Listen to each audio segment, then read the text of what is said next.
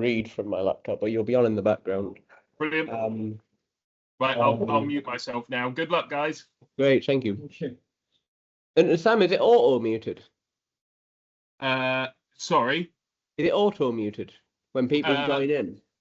Yeah, I believe so, but I think I can mute people if people join, sort of thing. You can as well. do that. Okay, that's brilliant. Thank you, Sam. No worries. Bye. Bye. You know, I used to think I was good at these text things, but You don't need a degree to learn it. Yeah. My computers just teach me what I need to do. Yeah. Oh, indeed. Typing, Oh, great. How have you been, Joe? Yeah, fine. Yeah, it's good. Good. I tried to read some of this, but it took me a while too. Some of it's quite heavy. I was conscious that maybe some of it is a bit difficult. No, it's good. Can you see, Sean? Yeah, all good, thank you. Okay. Might is one of these open? Yeah, thank you. Thank you. You got a glass? Oh yeah. Would you like a glass, Joe? I'm finding it. Do you want a glass for your water? Oh yeah, sure.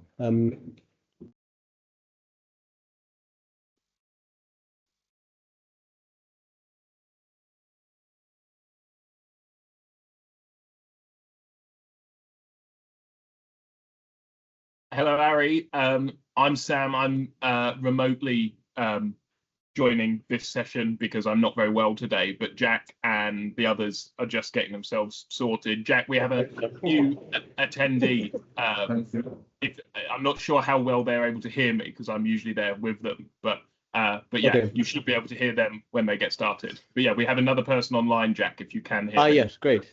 Okay, perfect. Yeah, so yeah, we're unable to share the screen on this setup. However, if people want to follow the slides, what I could do actually, yeah, why don't I copy the link? Sorry? Oh, Jared has it. You go across there, I can do it on the screen. Oh, really? So you can, yeah, if you press on there, I can just press on there. That's Ah, perfect. Yeah, great. Let's do that. Oh, yeah. Let's see. If I share this link, maybe people can follow the slides. I have to make sure that it's not edited, but what are you trying to do, Jack? Well, I've just sent the link to the slides on the chat. So if people want to follow the slides, they can, and it should be a viewing only option. Perfect. Yeah, great. There you go. That solves that. And then hopefully you'll be able to hear our conversation. And I think this is probably it, guys. I like this. These are nice. Yeah. Never associated the two, Rousseau. Yeah. Everybody. Yeah. It's a good one to do a topic on. You see, I started on Charlotte in English landscape gardens. Yeah. And secondary literature always has that research. The first to mention Charlotte. Yeah. And I was curious whether it's really right, especially because they compete each other. Yeah. And nobody goes in for it. Okay. So I don't think any of those who repeat that have ever read Charlotte. Oh right, they just sort of Yeah. close. So I got suspicious and That's good. Yeah. Very good. Yeah. Nice. Wow. Great. I think we'll make a start. I think this is probably the group for tonight. I did my best to advertise, but I think a lot of people had other commitments. But we got a good group online also. I've set myself the ambitious task of trying to walk through Descartes, Kant, and Hegel in an hour. So we'll see how far we go. Okay, Darren, can you mind getting the slide for me? Thank you. So I want to sort of situate it in context with regard to some of the seminars we've done most recently, and I know this will be useful for you, Joe, because I know you haven't Thank you, been with us for a little while, because we've not been here for a little while. So we did a seminar, I think 4 weeks ago on Luther, Martin Luther and the Protestant Reformation. That was led by Sam, and then subsequently we looked at the Copernican revolution in astronomy. But two quite pivotal episodes in sort of early modern history. And I think they're quite illustrative to help us to understand sort of the birth of modern philosophy. And people usually attribute that to Descartes, who's very famous for saying, "I think, therefore I am." And he formulated this. Oh, do we have someone else joining us, Darren? No, they were looking in the window, so I thought they were trying to get Yeah. in. They're not. Oh, no. Yeah, he's famous for saying, "I think, therefore I am." And he formulates this in the context of trying to recover some certitude about the way the world is. We'll talk about this in some depth, but I'm wondering, yeah, how did we get there? And I think it's worth just having a few comments on Lucer and also early modern science to maybe illustrate this. So I'd characterize Lucer's sort of fundamental, I think, issue as being rooted in his own personal struggles with faith. So he's a monastic. He famously makes a pilgrimage to Rome, and he climbs the Scala Sancta, which are the holy steps, and he gets to the top and realizes he doesn't have a well-grounded faith, and all of his intellectual efforts trying to explain this for himself, to explain the how faith can be valid as something as more of a disposition or an emotional or psychological state. How can that be valid under what conditions? And he gets a bit caught up in this debate between faith and grace, and he thinks that grace is sort of contradicts freedom. So he had this basic opposition. If my salvation depends on grace, then I'm not free. I'm not freely choosing, and therefore he chooses faith. However, in the Catholic tradition, it would be seen that salvation is by grace through faith. So grace refers to God's gift of Himself. Faith to man's response. It's in faith in itself, therefore, grace. Though it's never imposed, it's objectified in the sacraments. And you have that sort of guarantee by the apostolic succession. Luther didn't find security in that, and I think it's partly because he got hung up on this idea of necessity, which became a very big philosophical term. So the consequence, he basically settled in the camp of faith alone, and with that, he gets rid of the sacraments, he gets rid of the church as an institution, and he really gets rid of liturgy and the way the body participates. So what I'm suggesting is that in Lucer you have a mind-body dualism, because he doesn't understand the economy of grace in the church. He turns faith into a purely intellectual exercise, essentially, and now it's just about the personal conscience in relationship to God. And how that might be mediated by the body or by an institution or by sacraments or by worship in a communal form. It's not something he can really make sense of. It's not on the same level. So again, the consequences, it involves prioritizing the subjective experience over public and objective factors. It makes faith an act of assent of the mind, which fails to positively incorporate the body, and by extension, work and tradition.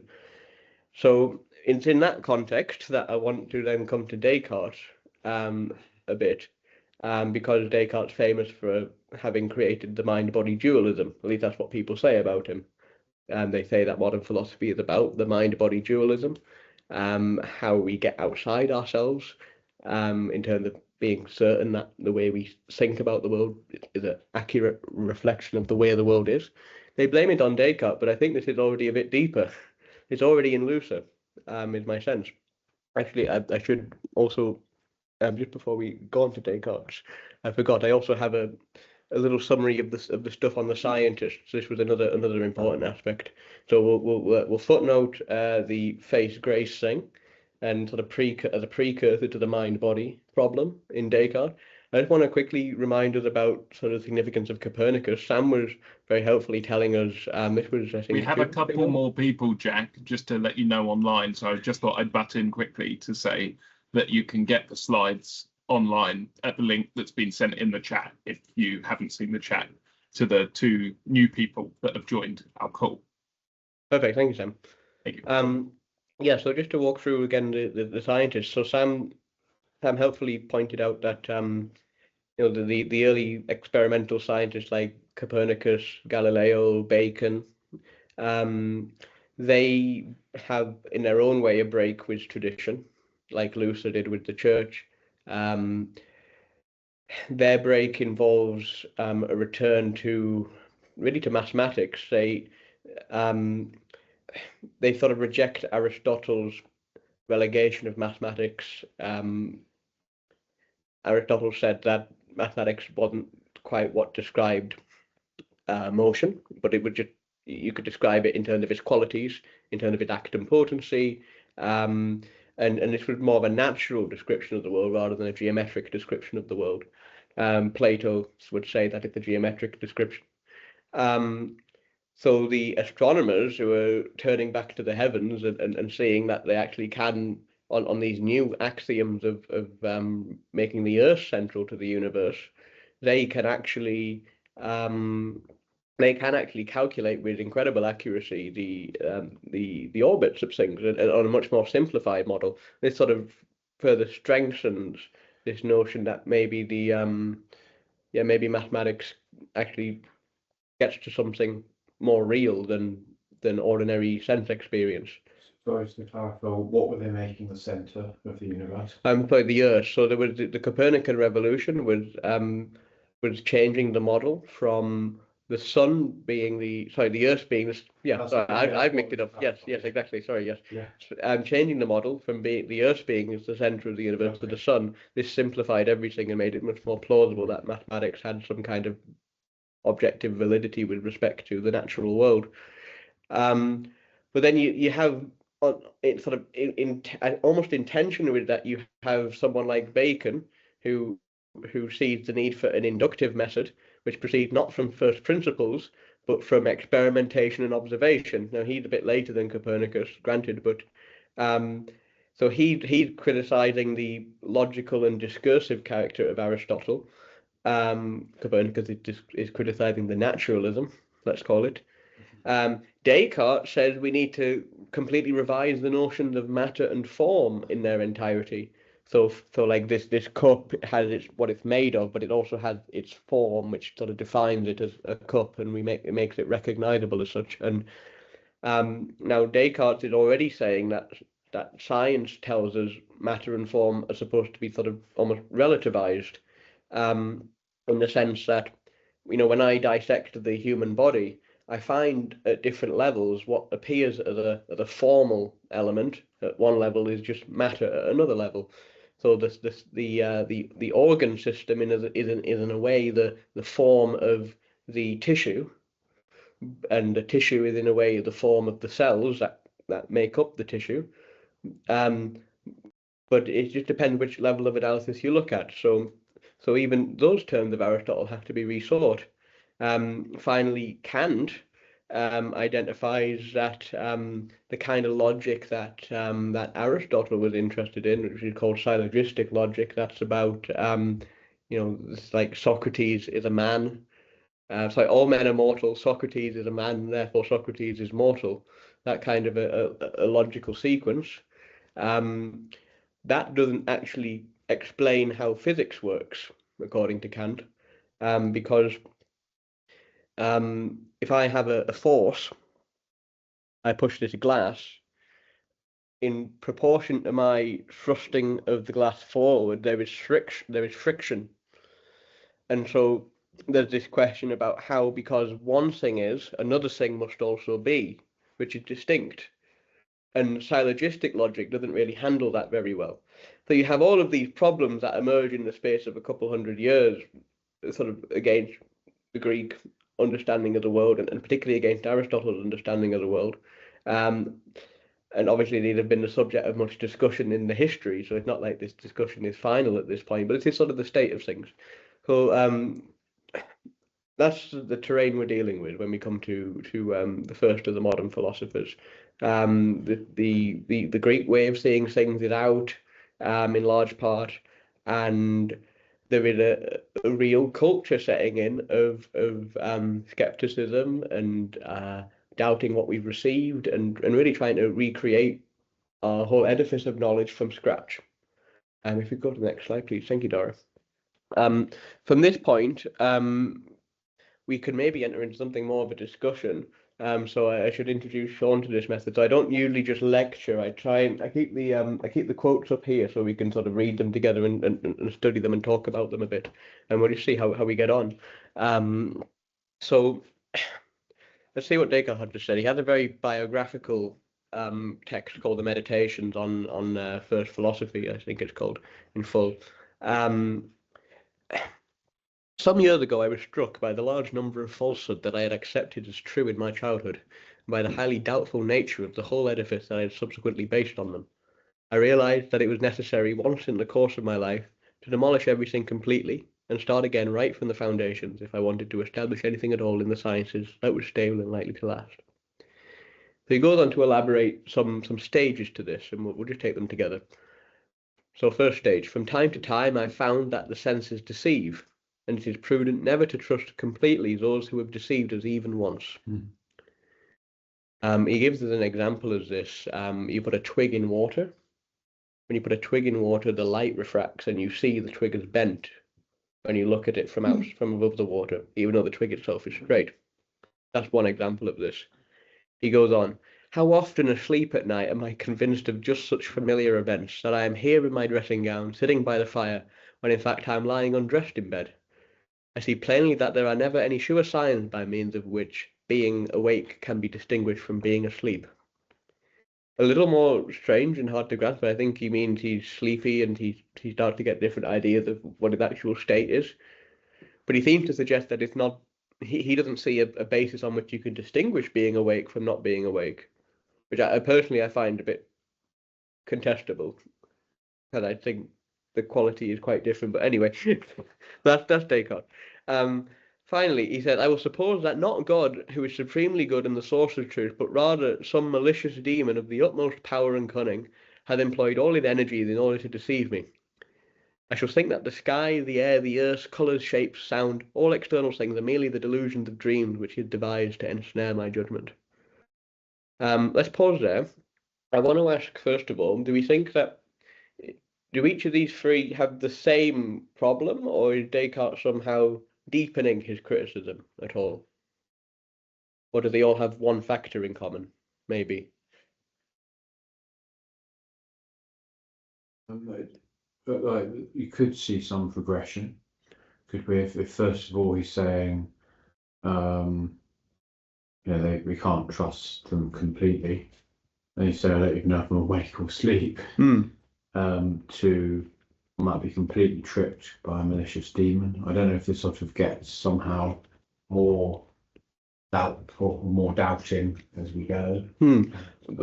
More doubting in the sense of quantity, or is the object of the doubt, strictly speaking, changing? Oh, that's interesting. Yeah, because first of all, it's just can't trust what I see, and then it's sort of doubting more the framework, or more the whole kind of whether or not I'm awake. Yeah. Different type of doubt, and then sort of a spiritual thing bringing in a demon. Yeah. A different type of doubt as well. Yeah. Any? Yeah, I feel like he's really questioning his.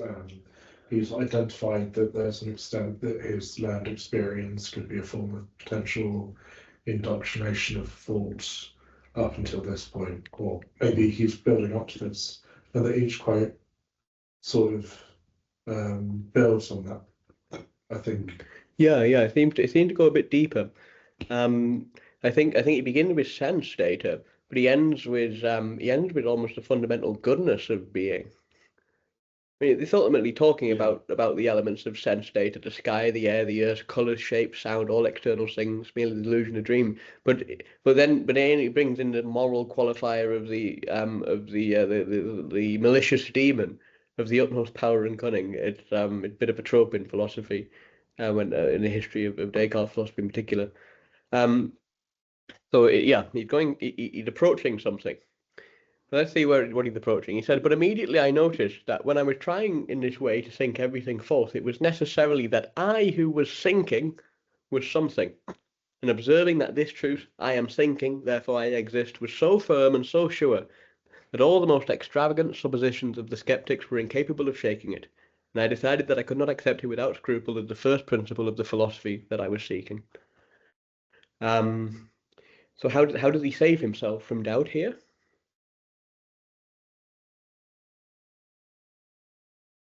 His own existence, his own thought. So why does that save him from doubt? So, It's about he can even think about what he's questioning. It's Yeah. showing that he exists. and- Yeah, exactly. He's always the one posing the question. Yeah. Yes, exactly. Okay. I'm struck by how personal account this is. Yes, So, yes. Here's how I want all philosophers to Yeah, think yeah. about me, to say, this is the process I'm going through. Here it is out of interest. No, I guess he wasn't yeah. expecting to sort of get a whole wave of philosophy. It's evident from subsequent things which we'll read that he really wasn't expecting. There's certainly the criticism that came of him. I don't think he Yeah. would have believed it. It's really interesting. What's I want to ask, what's at stake in these ruminations? What's at stake in these questions that Descartes is asking? So he's talking about certainty. But is it just an inquiry into truth, or is it also something deeper? Is it also, does it tell us something, or is he asking fundamental questions about who we are? And what are those questions? Maybe.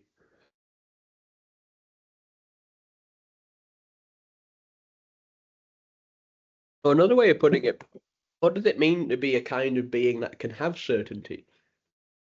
That can have truth? That can know truth?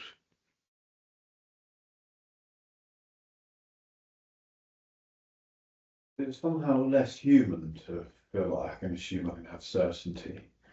Whereas if I'm prepared to accept reality as I perceive it, unless I've got good reason to suppose I'm being deceived, to go around with a common sense way of living and being, assume you're all here as normal, this isn't a dream, and so on.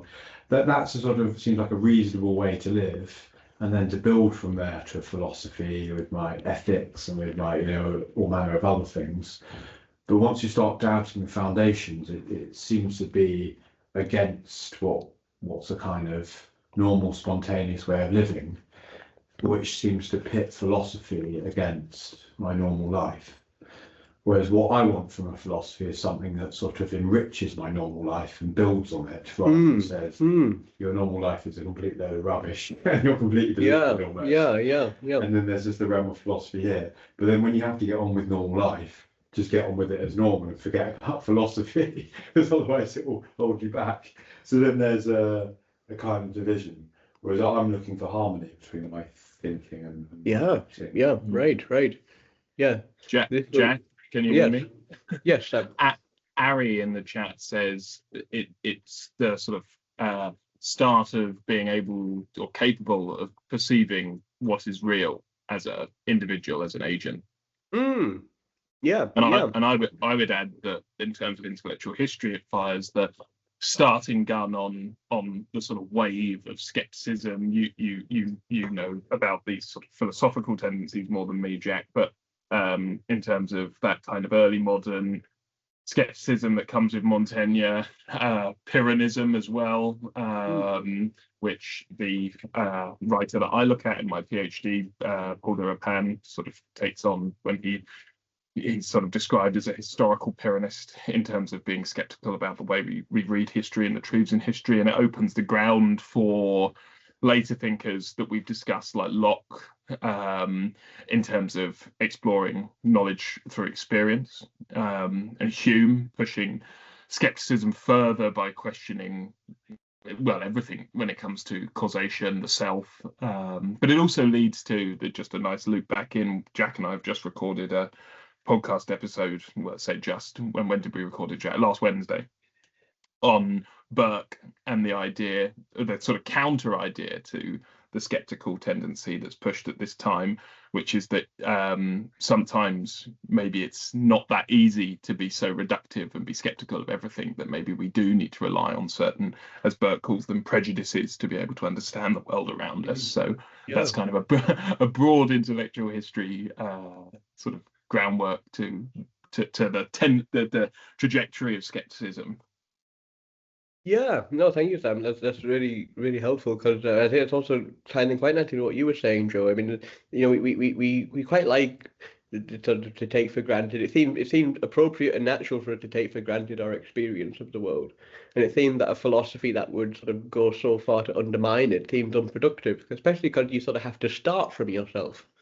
You have to start from what you've received in some sense. And you know, a lot of philosophers ask whether it's even possible to do what Descartes claimed to have done here, and to examine, you know, to completely pull apart all of these received notions and to scrutinize them in this way, to, you know, to turn that into an absolute method. It is questionable. Sorry if I just Yeah. something on the last one as well, which is I really agree with what you were saying. But just from reading the quotes, I almost feel like, in layman's terms, he's almost trying to benchmark or pinpoint where this sort of blank canvas thinking is, by using, you know, the sky, the air, the earth, the colours, the shapes. And it's quite interesting seeing, like, where's the start point for his new evolution of thought? Yes, right. Well, his start point, I think, from the last one will be the I. The I who is thinking, the cogito in the Latin. But he wrote it first in French, which is interesting to know. The je pense. Je pense donc je suis, and then they translate. That was also quite radical about this. It's interesting that it's a biographical text. He's philosophizing by telling you about his life and his experience, very much like Sam mentioned this guy Montaigne, who was an essayist. Also, that was quite novel. He's about 100 years before Descartes. Descartes writing his biography. He's writing it in French. People used to write these big philosophy things in Latin, so the last person to do that really is Spinoza. In terms of to produce a masterwork in Latin, it was Spinoza. He then translates this into that. That's also just interesting. Gives you a bit of the sense for the character of this. If you go to the next slide, please, Dora. Now this is where Edict of Nantes. very interesting. Edict of Nantes, Jack, as well. And this is massively in the context of the big Toleration Act that's granted. He's writing just after the Edict of Nantes has been passed. So the state legalization of thinking freely, essentially, in France for the first time. Well, not freely, but, you know, as far as France gets in thinking freely at this time, before it's revoked 100 years later, but allowing Huguenots to practice. I see. Yeah, okay. Is this in response to the Bartholomew Day massacre? Yeah, as a result of the wars of religion, across the continent, Right. and Henry IV passes that, and that's just before Descartes' time. So that's also a massive kind of, you know, political factor in terms of how can we understand truth and in this rapidly changing world that Descartes' born into. Yeah. I mean, it's also like emblematic of sort of what the Reformation was about. So you're really in a time where the received culture is one of skepticism and scrutiny, because there's just so many ideas to challenge the way you think now. I think we're in such a time presently as well. I think this is very much the spirit of our own age, which is also why it's worth reading this stuff. So Descartes goes on, and this is, I think, really fascinating, especially when you think about what we think of Descartes as lay people who just hear things.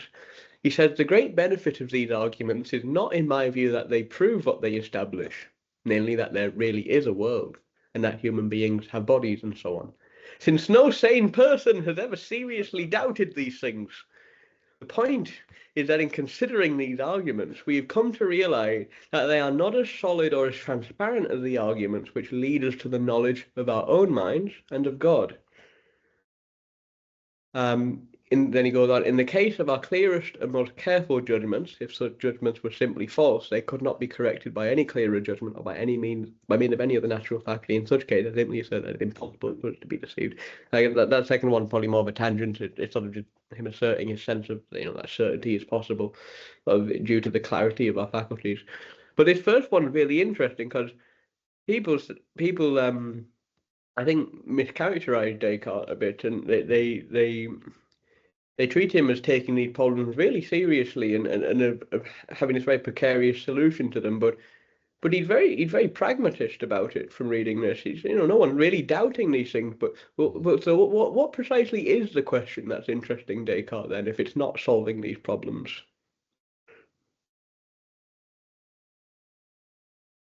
Methodology. The how. Okay.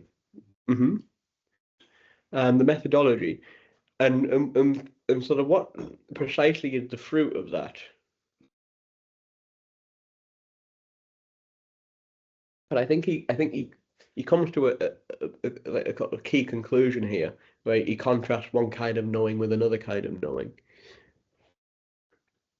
or one kind of foundation with another kind of foundation.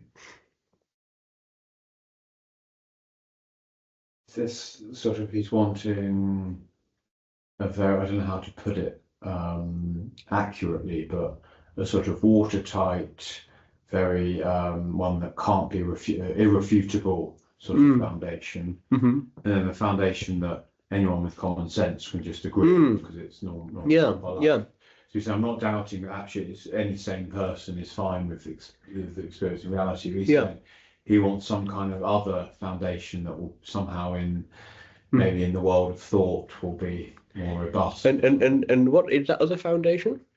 I'm not sure what it would be called. Is it something to do with rational Reason? No. Yeah.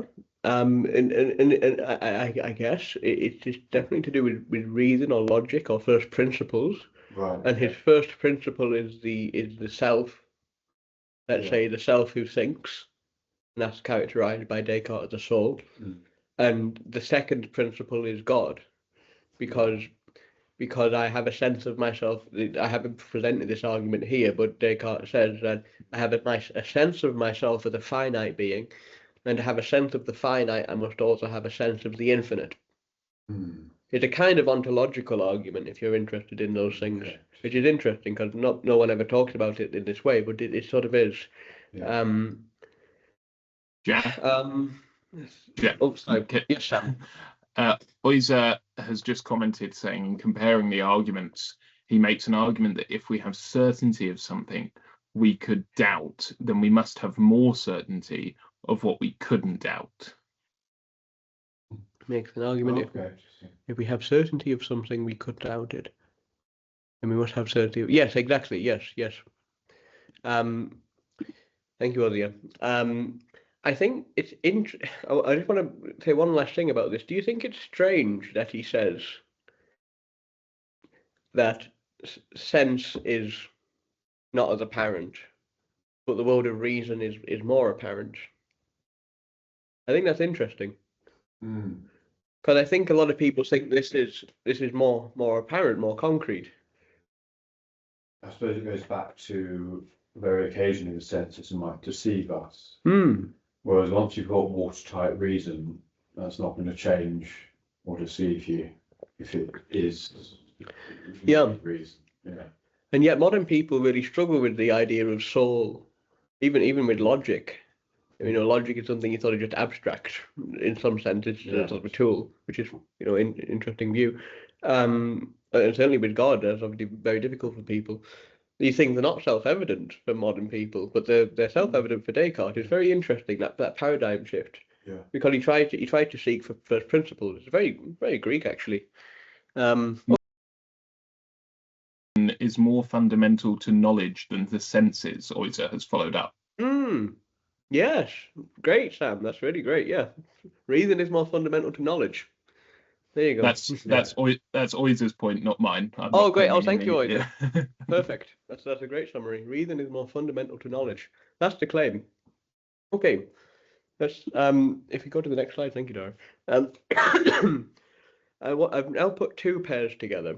I'll read. So the first two are from Descartes, and then I have two from David Hume, and we'll read them together and we'll just contrast these. So Descartes goes on. I came to see that the exclusive concern of mathematics is with questions of order or measure, and that it is irrelevant whether the measure in question involves numbers, shapes, stars, sound, or any other object raised concerning order and measure, irrespective of the subject matter. That this science should be termed mathesis universalis, universal mathematics. That's my assumption. Maybe mathesis has a specific meaning, I don't know. A venerable term with a well-established meaning, for it covers everything that entitles these other sciences to be called branches of mathematics. He goes on, he says, those long chains composed of very simple and easy reasoning which geometers customarily use to arrive at their most difficult demonstration have given me occasion to suppose that all the things that come within the scope of human knowledge are interconnected in the same way. So again, we have the idea of first principle, deductive reasoning, mathematics is the model. Let's contrast it with Hume. That the sun will not rise tomorrow is no less intelligible a proposition and implies no more contradiction than the affirmation that it will rise. We should in vain, therefore, attempt to demonstrate its falsehood. That is, to demonstrate the falsehood of the proposition that the sun won't come up tomorrow. Which is an interesting thing to say. Were it demonstrably false, it would imply a contradiction and could never be distinctly conceived by the mind. He then says, the utmost effort of human reason is to reduce the principles productive of natural phenomena to a greater simplicity. But as to the causes of these general causes, we should in vain attempt their discovery. The most perfect philosophy of the natural kind only staves off our ignorance. So what's being opposed by Hume here? But what's the tension between Descartes and Hume in the passages we read out?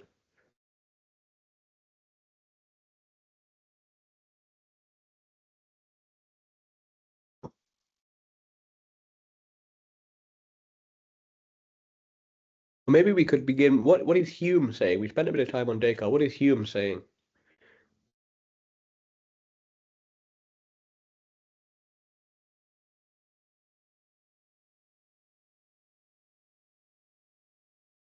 Do you think we can prove that the sun will rise tomorrow? Just a quick point in the chat, Ari said, but how would one begin to reason without the experiential knowledge from using the senses? And in my typical fashion, Jack, I cited Derrida and said that he grapples with this, in Of Grammatology, and says that the subjective and objective, for exactly that reason, aren't exclusive but integrated into one another in terms of understanding the objective and the subjective. You have to have experience to understand the things going on in your brain, but you also need to use your brain to understand the things going on outside in the real world. So he tries to deconstruct that binary. And I think we'll sort of advance towards that conclusion by the end of this talk, hopefully, if nothing goes wrong. But I think this also, I think it was pointed out by Charles Taylor as well, who wrote a bit about Descartes, and he said, Descartes had this method of pulling the ideas from the world and refining them. But Descartes never explains on what grounds the purified ideas are still applicable in the world. Right. So this is something he never addresses. Yeah. So, but I just want to stick on Hume, for instance. Or were you going to say someone going to say something about? Yeah. I just think maybe with Hume he might be based off Kant as well, calling for a separation between universal mathematics in terms of the ratio and the probability and percentage that the sun will not rise tomorrow. And then calling for the non-dual separation in terms of thought, because that's a very hard thing to do, I think. Yeah, interesting. If you sort of get my gist. So to clarify what we're talking about here, we see the sun rise 100 times, so we assume that the next day it will rise as well. But there's no logical reason for us to assume that. It's just because it's done it 100 times. Yeah. Doesn't mean it's right. So then, can we not get to the cause of that? Because as Hume says, you see cause and effect, but you're not actually, that's your mind seeing them. You can't actually prove that A cause B. It's just a series of things happen. The logical pattern in this. Right, yeah. Which again is against our normal common sense, our normal life experience, Mm. which is I see a car hit a lamppost, the lamppost falls over. Hume might say, well, the car moved that way and the lamppost moved that way, but you can't say that this caused that. And it's like he's playing a game, but I'm not sure how convinced he is of that kind of. Well, theory. it's interesting actually. Hume claims to be convinced by it, but when you read his treatise on miracles, he drops all of this in order to criticize the possibility of miracles. Because on Hume's view, you shouldn't be able to disprove miracles, but he writes a whole treatise against miracles, and it's one of the really jarring lapses of his critical judgment. Yeah. Jack, would you not say also it's important that this is, because isn't one of Hume's anecdotes in the Black Swan theory, and just for context, this is happening at a time of imperial expansion, so obviously the Western world is encountering things which they previously could have banked on being guaranteed, and actually there is mass fluctuation. So the idea being that, you know, in Western Europe, you only ever encountered white swans, but then on the expeditions down to Australia, biologists encounter black swans. So there's this idea that everything in swan world that had been known to be true had suddenly been upended. Yeah. So you have the idea of anomaly, and so I guess you have I guess someone like Hume probably operates on the kind of notions of probability, common sense. But in principle, I guess these things, I mean, maybe this is a point of contention in the debate, but whether such terms as probability and common sense have any basis. And also, just because once in a while you come across an anomaly doesn't therefore mean we can't trust anything that comes into our common sense. Like just in a while, like going back to Descartes, once in a while I might be deceived by my senses. Doesn't mean I can never trust my senses. I need to know that once in a while I might be deceived. I don't know if it's the same with this, that generally I can trust causation. Then once in a while I might realise, okay, there's an anomaly here and we can investigate it further. Yeah. But it's interesting how they've built a whole theory out of just the fact that anomalies sometimes happen. Yeah. And they sort of extrapolated that to therefore just throw everything out. Yeah, because they almost start from the same place. Sort of this question of the integrity of sense data, but Hume doesn't see a path from there to the principles. He doesn't see a bridge, where Descartes does see a bridge. Although we've suggested that maybe the bridge isn't fully worked out for him, but he thinks he has a bridge and he wants there to be a bridge. Hume doesn't think there is a bridge.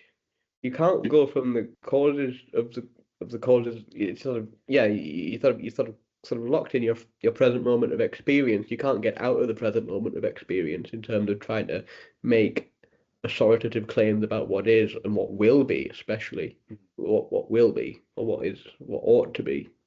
So Hume has what? Sorry, Sam. So would you say Descartes uses skepticism to establish certainty against Hume, who's using the same skepticism but to show the limits or the sort of exactly expansive potential? We also have a couple of points. So this is a form of rationalism versus empiricism, Ari said. Yes. And Oyza has said, I think the proof by induction is a little different from the causation question, because the causation would be on the assumption of the consistency of nature, while there is no assumption to say that we know what the full set of possibilities is. Oh, yeah. The full set of possibilities. So with the swans, for example, we just didn't know that black swans. Yes. Whereas with the idea of the car hitting a lamppost, we assume there's consistency, whereas there might. Yeah, so they're slightly different. They're slightly different sort of topics, aren't they? Yeah, sure. Yeah. Okay. We can go to the next slide. Thank you, Dara. Okay. A little bit of an interlude. So I guess what we're struggling with is so Hume has this phrase called the is-ought problem, and he sort of thinks he's put a guillotine between them. So sort of, as we said, that bridge between the sensible and the principles of the rational world. I I summarize this as fact versus value because this is, I think, more general sort of problem. So maybe it has advantages, this terminology, it has defects, but maybe it'll become clear why I use these terms. So in classical philosophy, they have this idea of teleology, which is that things have an end for which they are made or for which they exist. That the end of this glass is to hold nice Swiss wine so that I can drink it. The end of that book is to be read.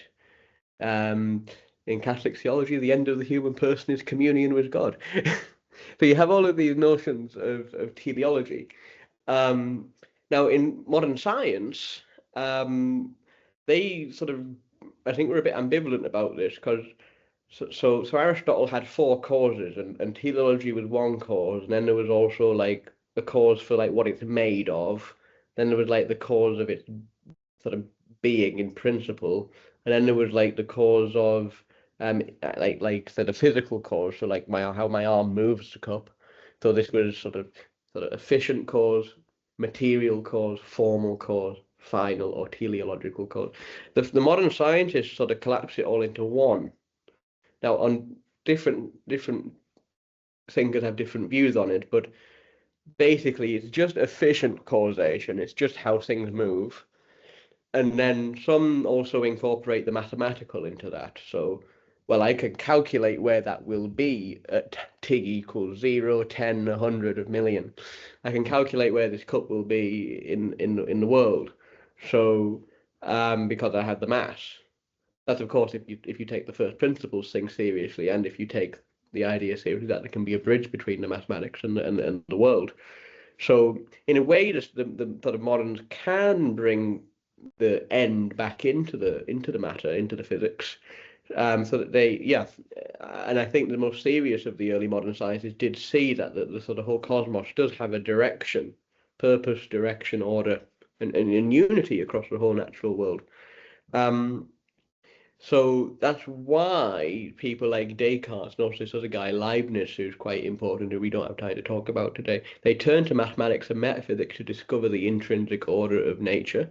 And that's really what defined rationalism in this context. And they sometimes spoke of what's called physical theology, which was an attempt to express a kind of divine end of the physical world, to sort of show that. So what it is basically is we have mass equations that summarize the whole trajectory of the world, let's say, hypothetically. Now, for the rationalist, there was a certain divinity to that because it's not reducible to matter, so it's part of the intelligible world, this unity of all natural reality. But in a way, it's the hand of God. But it's the hand of God in the sense of a law that's been planted into the universe. That's the way they see things. But what we're seeing in Hume is a direct challenge to this idea. If there's no necessary connection between what we observe and what we postulate as its governing principle, then this sort of unity of the physical world and the intelligible world, or even the theological world, it is sort of struggled.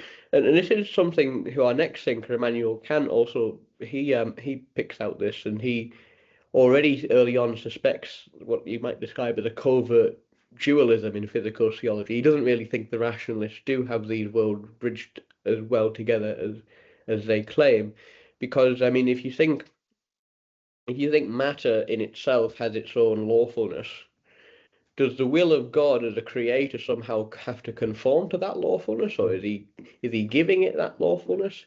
If he's giving it that lawfulness, is the physical world really distinct? So you have all these problems that emerge, where, however way you draw the problem, it seems that if you want to bridge physics and God, it seems that you have to subordinate one to the other. Or you can say there's no bridge. That's the bind.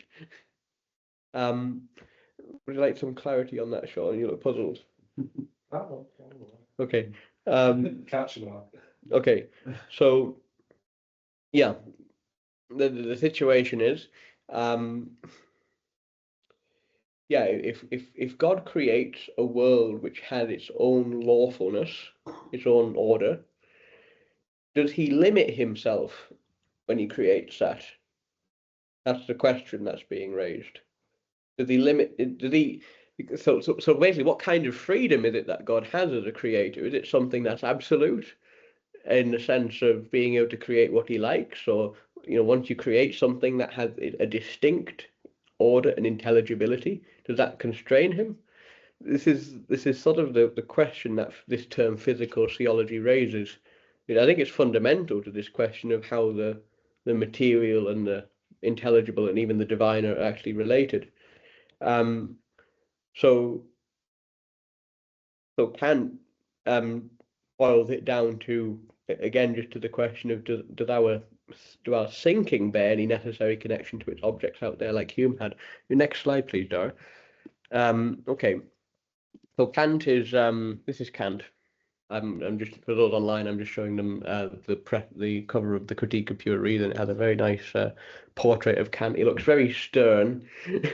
There was a comment, Jack, saying that sounded similar to Ibn Arabi's concept of unity of being, which is core to Sufi metaphysics. Ah, okay. I'm not familiar with it, but I'd love to study that a bit further. I'll look into that. Thank you. I think I might find some sources on that in Anthony Kenny's book, maybe. But if Ari wants to post in the interlude a brief summary of that, I'd be more than happy for us to read it. In the meantime, I'll press on with Kant. So Kant, he's born in Königsberg in 1724. It's modern day, yes, Russia. It's Kaliningrad. Oh, funny. Didn't realise. Yeah, yes, I think it's an external oblast. Used to be a Prussian city, but ever since. But what's the name of it, Sam? Is it Kaliningrad now? Kaliningrad is the oblast, and the town that makes up the main city is Kaliningrad, but it's not connected to Russia. It's about 30 miles from the border of Belarus, which is called the Sulaki Gap, which separates it by Lithuania and Poland. Okay. So is it owned by Russia now? Yeah, I think so. Yeah, it is, because of its position on the Baltic Sea for a port for Russia to maintain. Oh yeah, okay. For how long is that since World War II or?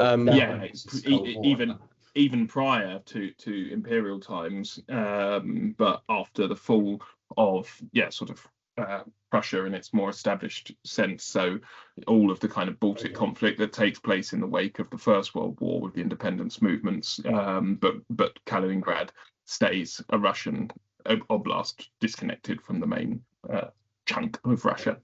Well, great, thank you, Sam. So Kant's from Kaliningrad. It was Prussian.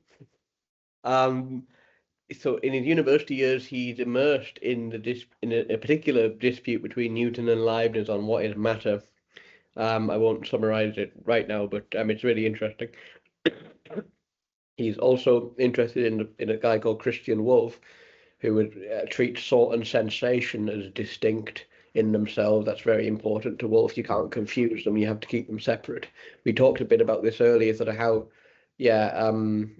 sort of this question Sam was answering in the chat about sort of how do they relate to one another? How do the idea, don't we somehow borrow from sense before we think? Don't we take some ideas from the world before we think? And but again, Kant sort of this sort that you keep them separately, and that was quite formative for him. He gradually advances towards a picture of the fundamental problem of philosophy, and I illustrated it earlier when I moved this and talked about the forward force versus the friction. How is it that because one thing is, another thing totally distinct from it must necessarily also be? So, for instance, you look at the world as a creation, and you might ask, how is it that because there is a world, there must be a God? Or you might ask, how is it because I have my personal perspective, there must be an objective world? Or how is it because I think there must be sensation that corresponds to it, or an object out there that corresponds to it? So he has some stages. We talked a little bit about the physical theology. So he becomes suspicious of this notion of physical theology, and he says instead we have to begin with necessary truths and logically deduce their relationship to the empirical. We have to begin in the thoughts, and we have to deduce their relationship to the objective world, the sensible world. Later, he wrestles a bit more with the matter-spirit distinction, and he argues for a new understanding of spirit. He thinks no sense can be made of it, and he thinks that it really just has to be that it's just a purely moral concept, a moral category, the law whereby we conform our own will to the will of everybody else in harmony. That's the idea of spirit. So it's not another kind of substance. What he's quite keen to assert, it's not another kind of thing, a thing without space and time dimensions, right? That would be the idea. That's how the early moderns thought spirit was defined classically. They thought it was a thing that had no dimension, which is really strange idea. You get into all kinds of problems with a thing that has a substance that has no dimension. At least if you think of it on a scientific way, it makes no sense whatsoever. And now I don't think that's necessarily a reflection of how classical philosophers did think of spirit, but that's how the early moderns did think the classic people thought of spirit. So we have to take all this with a bit of a pinch of salt. I think they're very interesting questions, but they're so often formulated on basic misconceptions about the history of philosophy and so forth. So it is again important to see how science has influenced the whole culture of thought in this time. And so for this reason, Kant completely retreats from the world as we know it for an understanding of spirit, and he just looks into our moral nature. So if I will something, if I want something, well, we all have competing desires. Well, what principle would enable those to come into unity? And that's spirit. Spirit enables us to come into unity with one another, because spirit is characterized first and foremost by a law that is in our hearts that we all share. Kant later formulates it as what he called the categorical imperative. It's basically a sense of absolute duty, doing the thing which we can all do without contradiction. So he has some strange examples, but if I try and will stealing as a universal principle, it doesn't really work because it sort of negates the idea of private property, and stealing is defined in relationship to that idea. Therefore, we can't will it logically as a principle of action. Yeah. So it's a really interesting way of approaching spirit, and he builds a whole moral philosophy on this. So there's like the empirical world, or in Kant here, there's the empirical world, and then there's the moral world. So spirit has nothing to do with the empirical world. It's purely to do with the will. And you get to see this. How do the two connect? Sorry. Very good question. How does our will direct our body, for example? Yes. Well, yeah. It's interesting that Kant doesn't really have an answer. Doesn't even raise that question. Because obviously, if you go back to the scholastics, they would just say we're a unified person, and we make the decision rather than our will has a word with our body, and our body does it. It's just we are as a unified subject act. I correct myself. Kant does have an answer to this, and a very interesting one. Yeah. But it'll take some time to get there. But we will come to this question. I think it's fundamental. My last point here is about the syllogistic logic, and Kant says that syllogistic logic can't capture how because one thing is something else can't be. And he actually shows that this pattern of the equal and opposites in physics is a pattern that appears everywhere, in ethics, in psychology, in cosmology, in metaphysics. So he really just boiled down all of philosophy to this question of how, because I exist, something else distinct from me is, or all the iterations of that question. Next slide, please, Dara. Okay, so now we can do some more critical reading. Okay, Kant says, appearances are themselves nothing but sensible representations which, as such, and in themselves, must not be taken as objects existing outside our power of representation. Let's pause on that for a moment. What does he mean by appearances?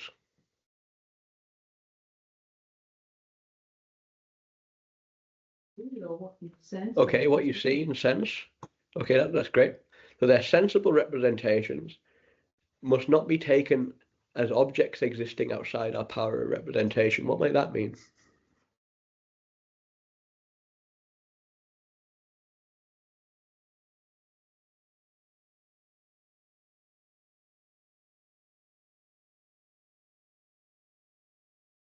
The distinction between the phenomenal and noumenal world, Jack. Yes, but we don't want to introduce distinction. We want to understand the one that is before us. Our perception versus the object, as Euser has just said. Our perception versus the object. Okay, I think that is relevant. So what is the relationship between our perception and the object, according to this line? It's a bit of a trick question. Because he says the appearance can't be taken as an object existing outside our power of representation. So like we have no access to the object, we just have Right. thoughts about it. Okay, yes. So we have experience, but I think Kant seems to think that when we talk about objects in themselves, we refer to something that in a way would be beyond our experience of it. So we have a perspective on the world, but we don't have what the world is in itself. So we have only the shadows. There's no climbing out. We have only the shadows. No climbing out of the cave. And what's even more important is that appearance is grounded not in the object, at least according to this sentence, but according to our power of representation. We represent the world. It's an interesting thesis. So everything is made up of the subjective in essence, or is reliant on the subject. Yes, that's what this implies. Is that what Descartes has been saying?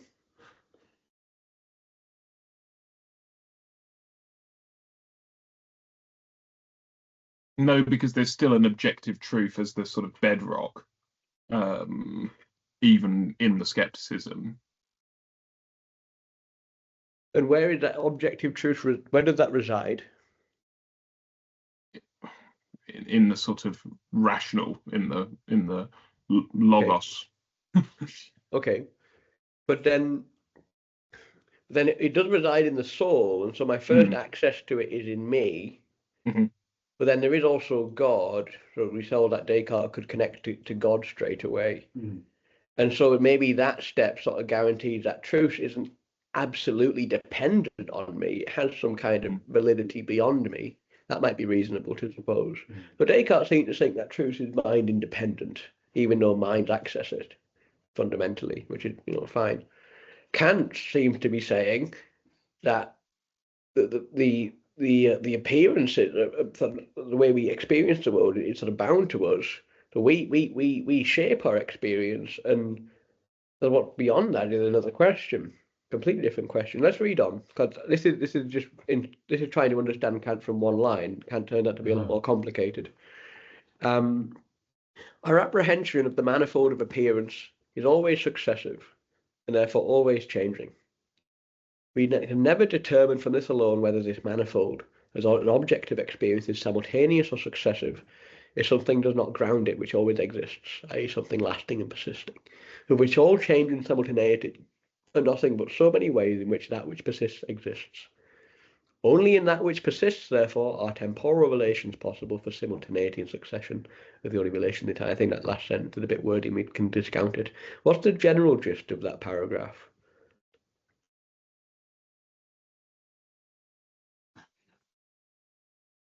Successive. So we have let's see, it seems so frame 1, the glass is here. Frame 2, the glass is there. Frame 3.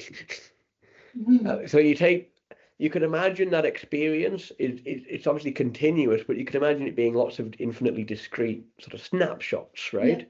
Like a bunch of photographs in your head. Yeah, exactly. Like a photograph in your head that's constantly flickering. Yeah, or your frame rate, or constantly recalculating the position of things in the world, right? I mean, I think a lot of people have that sense of that's what the brain is actually, constantly calculating where everything is in the world. It's quite a modern idea. But what's so he talked about the succession, but is he looking for something beyond that as well? Right, something lasting and persistent. Right. So he seems to think that somehow the succession and all of the change in experience has to have something in it that lasts and persists. It has to have a ground. Ari says our subjective reality, recognition of a thing by a spectrum of opposites. Okay. So it just Recognition of a thing by a spectrum of opposites. Interesting. Okay, sorry, Joe. is this line only in that which persists, therefore, are temporal relations possible. Yeah. Something needs to be grounded in order to have some sense of time, because otherwise everything's shifting. Yeah, maybe. Maybe you need a point of reference. Yeah, Yeah, maybe you need a point of reference. Okay.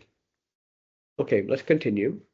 The proof that is demanded must therefore establish that we have experience and not merely imagination of outer things, which cannot be accomplished unless one can prove that even our inner experience, undoubted by Descartes, is possible only under the presupposition of outer experience. Okay. I seem to build on the last paragraph a bit. So we were just looking for what persists in the succession of experience. Now what are we looking for?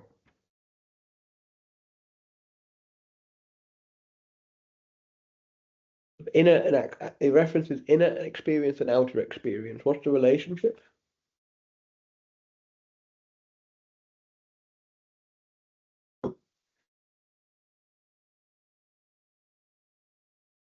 So does that, sorry, this might not be answering your question, but just to clarify, is there a question of does that outer experience actually impact my inner experience? And if so, how does it do it? Right. That's the inverse question. Oh, sorry, yeah, okay. No, this is very hard. This is very complicated. Or in fact, what am I projecting something? So something happens there, and I'm almost meeting it with my.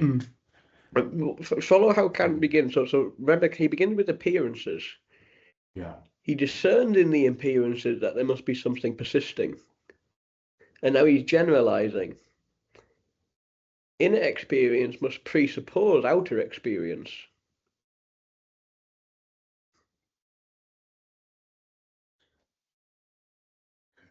We can try and get a bit more concrete about what that might mean, but if my personal perspective is to be valid, it must have some kind of public point of reference that is shared. Let's say that might be one way of thinking about it. Yeah. But notice how the orientation of the question is quite fundamental, because he doesn't take that for granted and then infer the subjective experience. He takes the subjective experience as granted and is now trying to prove the objective world. Okay, yeah. But he's trying to prove it in such a way that if that wasn't the case, if there was no objective world, I could make no sense of my experience. Right. That's the claim. Yeah. The objective world is a presupposition. It's not a deduction. It's not a deduction. That's a methodological point of interest. It's not a deduction. It's a presupposition. If then. Okay. This is called a transcendental argument in the literature. Okay. And Kant's I think probably the first to do it. It's a new style of argument he invents to deal with the question as he sees it, because he's going through his own what he called a Copernican revolution, where he's flipping the fundamental question of philosophy on its head, right to how we experience things. And okay, so Jack, yes, I'm going to push off now because I don't want to be too late feeling a little bit poorly, but Yes. I'll leave the chat. But I think anyone can unmute themselves if they want to contribute. Yes. And yeah, thank you for a brilliant talk so far, Jack. And I'll catch up on the rest when we've got the recording, because the recording will keep going until everyone's exited the chat later. Okay, that's perfect. Thank you, Sam. Brilliant. Thank you all. Good night. Bye. Bye. Bye. Bye. Yes, it did. We are running a bit over, but if you don't mind us continuing, we can go a little bit further. Yeah. And I think this is all really interesting stuff. I think we're making a bit of progress. So okay, so By the sounds of the number of London fire brigades they've gone past, I think London's about to collapse. I think you're right, Dara. Yeah. Maybe they're just here to arrest you for going overtime. Maybe. So finally, this line here illustrates one of the important consequences of this method. The pure concepts of the understanding, meaning of how we think, have no meaning whatsoever when they quit the objects of experience and assert as things in themselves. Oof. Very German. So. So, pure concept of the understanding. So we have ideas. He's saying the ideas have no meaning whatsoever when they quit experience, when they stop talking about experience. So I have an idea of cause, but if I was to try and generalize that to talk about God, who's not an empirical phenomenon, like a first cause, that would be illegitimate for Kant, because God isn't given in my experience in the way that the glass is. That's one of the important consequences of this method. If I begin with my experience, and my experience is basically empirical, scientific experience of a natural world, and if my understanding is relative to that, and if the whole proof of the intelligibility of my experience rests on trying to ground sort of essentially scientific concepts like cause and unity and distinction and negation, when I'm trying to do metaphysics and think about things that aren't given, I can't do it. I can't do it anymore. I don't have the same ground. I've now left the ground. That's why it's called The Critique of Pure Reason, his seminal book. Because you can't purely reason anymore. You can't do pure reason. You can only do science. Are you saying you can't do pure reason because of the empirical method? In a way, yes, but yes, exactly. In a way, yes, but Kant isn't an empiricist. No. Because he does the deduction, like the presupposition argument. Yeah. Okay. So he brings in the intelligible realm, but he says that I can only use it well, and I can only use it with confidence and with certainty when I'm talking about empirical things. Okay. Now he does think to do science we need the empirical, like we need the intelligible. Yeah. So he's not like Hume, where you just, science is purely inductive. He does think that there's something deductive about science because it ultimately finds itself expressed in law. That's why I mentioned he studied Newton and Leibniz, two great mathematicians. When Kant read Hume, he was really concerned. Yeah. Well, what about all the maths that I like doing? Yeah. So one of the unfortunate consequences of this method is that now we don't really know where the pure ideas leave it. Now, this is a gross simplification. Kant has this is a huge book. It seems like this is too big a book to just say that. Kant has a lot to say about the role of metaphysics in light of this problem. And he has a lot to say about things in themselves, even though, according to his own view, you can't say anything about them. Uh-huh. So he's really interesting. If you go on, Dara. I need to go on as well, actually. Let's skip that. And let's skip that because I want to keep it a bit simple for time. Kant limits pure understanding, but he does try to save the pure realm, or the purely intelligible realm, and that's where the ethics comes in. So you asked earlier what the connection between the ethics and and sort of the sensible world, or how did you put your question precisely, Joe? Do you mean the external? We brought up let me see if I can refresh. We brought up brought up Kant.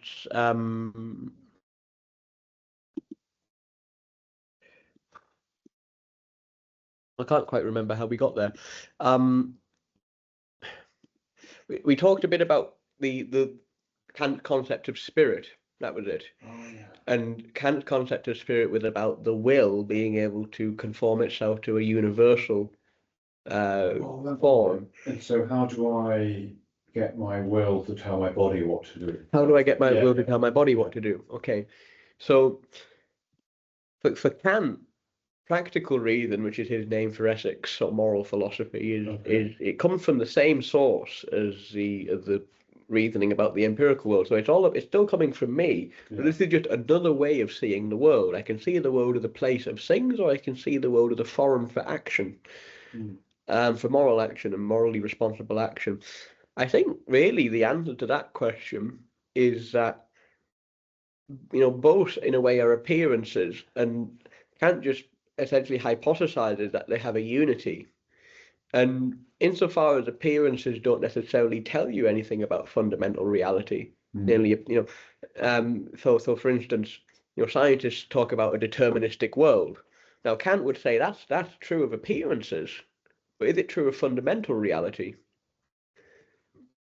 Well, on his view, you can't say. But in the moral philosophy, which is a different way of seeing the world, it actually is revealed that freedom is the fullness of who the human subject is. It's sort of essential to our freedom. So it's essential to our nature. So they have a unity because they're just two different ways of seeing the world, which don't tell you what the world is in itself, though moral reality does seem to go deeper.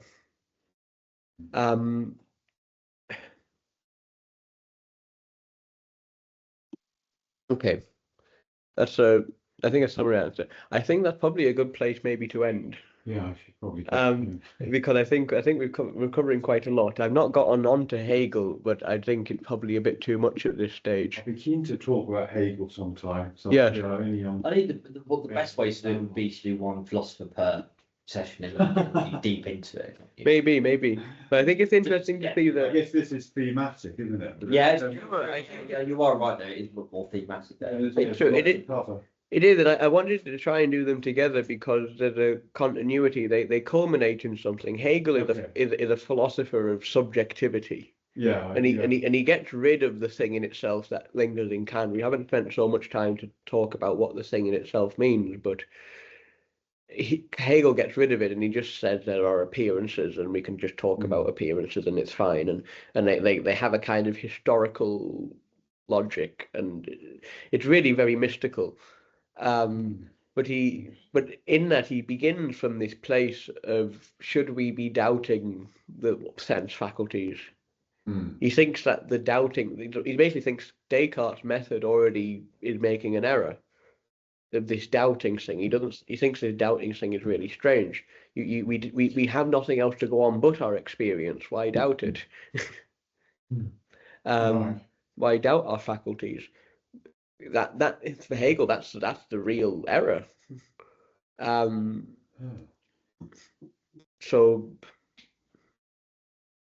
it's interesting. They begin with principles and objective world and mathematics and science, and they sort of steer towards the subject, and then where the object is questionable. Yeah. But all of this from Luther. Anyway, I will say good night to those who are still on the chat. Thank you all for attending. And do tune in in a fortnight's time. 2 weeks. 2 weeks time I think Sam will talk to us about the French Revolution. And also I think about the American and Haitian Revolution. And if there is a popular request, we could fit in another seminar on this topic of Kant and Hegel, because there's a lot more to say. Thanks, everyone. Great, thank you. Good night. Thank you. See you. Bye.